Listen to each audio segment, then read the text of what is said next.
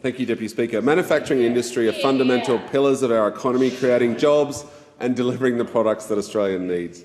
And we know that the Albanese Labor government know that we cannot continue to neglect the manufacturing industry in our country as those opposite did. The Liberals have often taken Australian manufacturing for granted and failed to grasp the reality of its importance. Don't forget that they were the government that dared the car manufacturers to leave, displaying a complete lack of understanding and respect for the invaluable work done by our manufacturing workers.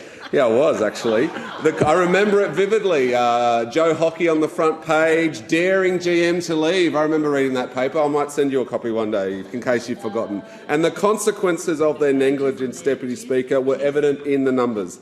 When they came to power, there were 922,000 manufacturing workers, and by the time they lost government, and thank goodness they did, by the time they lost government last year, that number dropped to 856,000 workers. That's 100,000 manufacturing jobs that were lost by the negligence of the previous government. And we know that they're happy to dress up in high-vis, but they're never prepared to back the high-vis, as the minister says so often. And thankfully, we now have a new government and a minister that have a different vision for the future of manufacturing in Australia.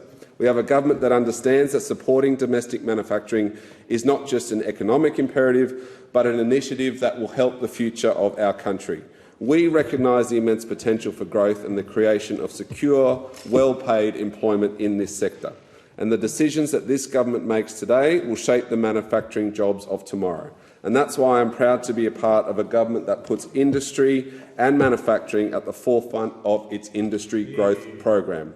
Innovation and industry are incredibly important in my own electorate in Bennelong, especially in the vibrant economic hub of Macquarie Park. Macquarie Park is part of Sydney's global economic corridor. It is Sydney's second largest business district, and it is home to a growing community of residents, global businesses and an emerging network of start-ups, scale-ups and innovators.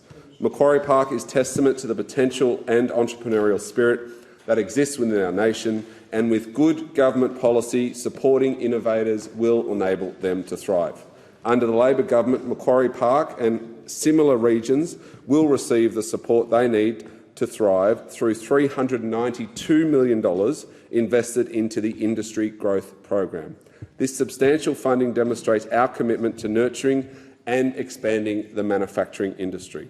The Industry Growth Program will provide the necessary support and resources for start-ups and small to medium businesses, Deputy Speaker, so that they can grow and contribute to our national economy. With match grant funding ranging from $50,000 to $5 million, we will empower emerging businesses to become the engines of future employment growth.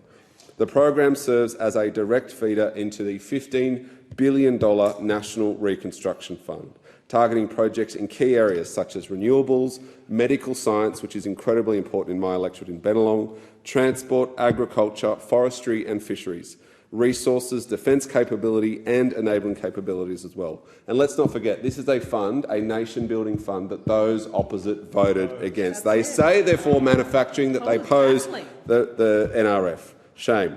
For too long in Australia, we have dug up our resources, shipped them out overseas, then bought them back, paying more at each and every step. By directing the focus and investments from this fund into priority areas, we are working to ensure a future for Australia in which we're at the forefront of innovation so that we can create more well-paid jobs and drive economic growth.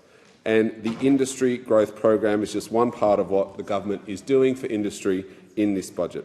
We're also providing $14.8 million to establish the Powering Australia Industry Growth Centre to help businesses manufacture, commercialise and adopt to renewable technology. This budget demonstrates the government's commitment to supporting industry and leading the way towards a prosperous future for all Australians.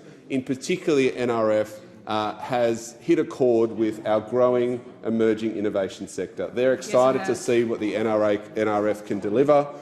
Investment in small to medium businesses and emerging industries is something that we know will bring manufacturing home, because we learnt during the pandemic that with no manufacturers around, we weren't able to manufacture the medical equipment that we need, and we had huge supply chain issues. So I've got two questions for the minister. What is the government doing to ensure that programs like this are getting best value for money?